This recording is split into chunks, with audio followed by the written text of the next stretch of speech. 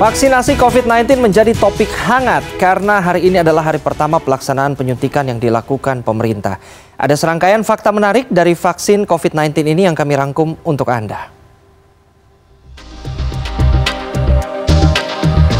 Presiden Joko Widodo hari ini menjalani vaksinasi yang disiarkan langsung agar bisa disaksikan masyarakat luas.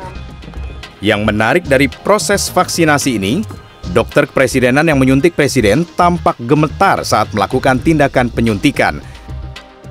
Dokter senior ini adalah Profesor Dr. Abdul Muthalib, seorang ahli penyakit dalam dan ahli kanker terkemuka di Indonesia. Belum diketahui apakah Profesor Abdul Muthalib gemetar karena menangani orang nomor 1 di Indonesia atau karena disorot banyak kamera. Yang jelas, kejadian ini tidak mempengaruhi proses vaksinasi kepada presiden. Selain presiden dan jajaran pejabat pemerintahan, beberapa pesohor dan influencer pun masuk dalam daftar penerima vaksin tahap pertama bersama presiden.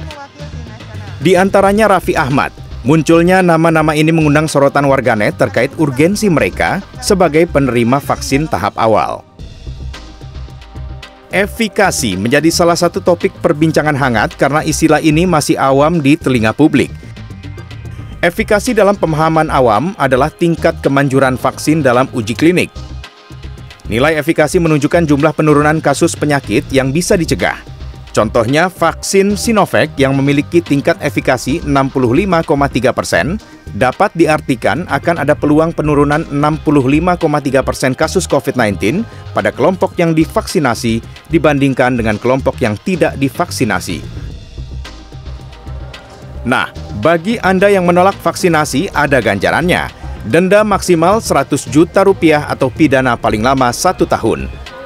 Prinsip ini mengacu pada Undang-Undang Nomor 6 Tahun 2018 tentang kekarantinaan kesehatan, di mana setiap orang yang tidak mematuhi penyelenggaraan kekarantinaan kesehatan atau menghalangi penyelenggaraan kekarantinaan kesehatan bisa dipidana.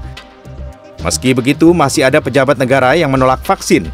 Dia adalah Ripka Ciptaning, anggota DPR RI dari partai pengusung Presiden Jokowi, yang juga seorang dokter.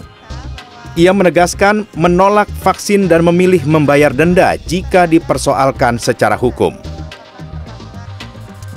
Pemerintah telah mengirimkan SMS kepada penerima vaksin gelombang pertama yang diprioritaskan bagi tenaga kesehatan. Ingat, SMS resmi pemerintah hanya berasal dari pesan dengan nama Peduli COVID. Setelah tenaga kesehatan, prioritas vaksin diberikan bagi pekerja sektor publik dan lansia, baru kemudian untuk masyarakat umum. Pelaksanaan gelombang 1 vaksinasi dilakukan pada Januari hingga April 2021 dan gelombang 2 dari April 2021 hingga Maret 2022. Jika Anda tidak mendapat SMS dari pemerintah, Anda dapat melihat apakah sudah masuk daftar penerima vaksin atau belum melalui situs pedulilindungi.id dengan memasukkan nomor induk kependudukan.